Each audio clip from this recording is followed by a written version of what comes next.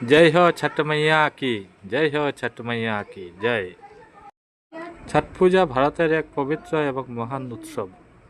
বিশেষ করে এই পূজাটি বিহার, উত্তরপ্রদেশ, পশ্চিমবঙ্গ এবং ঝাড়খণ্ডের এক পবিত্র উৎসব বলে মানা হয়।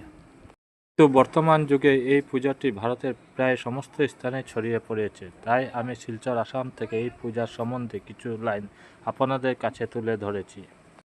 ছট পূজাটি বিশেষ করে 4 দিন পালিত করা হয়। প্রথম দিনের উৎসবটিকে নোহাই খাই বলা হয়। সেই দিনেই শুরু হয় ছট পূজার মূল অনুষ্ঠান। ভক্তেরা সেই দিন গঙ্গাতে বা পাশের কোনো নদীতে স্নান করেন এবং ঘরে ফিরে গিয়ে নিরামিষ আহার গ্রহণ করেন।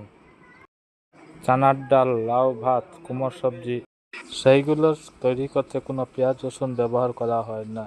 এতে মন ও তন থেকে সম্পূর্ণভাবে তাহারা শুদ্ধ হয়ে যায়।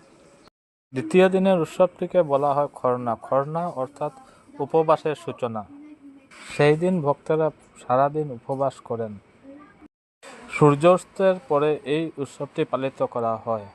সেই দিন গুড়ের খিচুড়ি, দুধ ভাত, কলা এবং গঙ্গা জল দিয়ে সূর্যদেবকে অর্পণ করা হয়। অর্পণের পর উপবাসী সামান্য প্রসাদ গ্রহণ করেন। এরপর 36 ঘন্টার নির্জলা উপবাস শুরু হয়। তৃতীয় দিনের পূজাটিকে সন্ধ্যা অর্ঘ্য বলা হয়, অর্থাৎ অস্তাচল পূজা। এই দিন আর সময়টা সবচেয়ে বেশি মনোমুগ্ধ করার। ভক্তেরা পুরো দিন উপবাস করে মাথায় বাঁশের ডালা নিয়ে তাতে থাকে ফল, চাল, দুধ, মিষ্টি, আখ, নারিকেল ও ঢেকুয়া। সূর্যাস্তের ঠিক আগে ওনারা পুকুরে নেমে যান আর সূর্যদেবকে অর্ঘ্য দিতে থাকেন।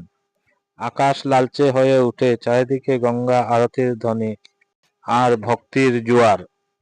পুরুষ ও মহিলা সবাই জলাশয়ে নেমে পরিবারের সুখ শান্তির কামনা করতে থাকে। চতুর্থ দিনের পূজাকে উষার্ঘ্য পূজা বলা হয়, মানে উদিতমান সূর্যদেবের পূজা।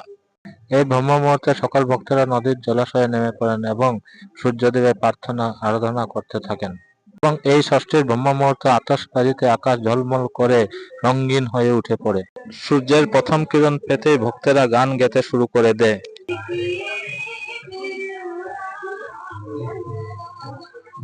এরপর সকল ভক্তরা নিজেদের বাড়ি ফিরে আসেন এবং সবাইকে প্রসাদ ভাগ করে দেন। যদি এই ভিডিওটি আপনাদের পছন্দ হয়ে থাকে তাহলে একটা ছোট্ট লাইক এবং শেয়ার করে দিবেন। ধন্যবাদ।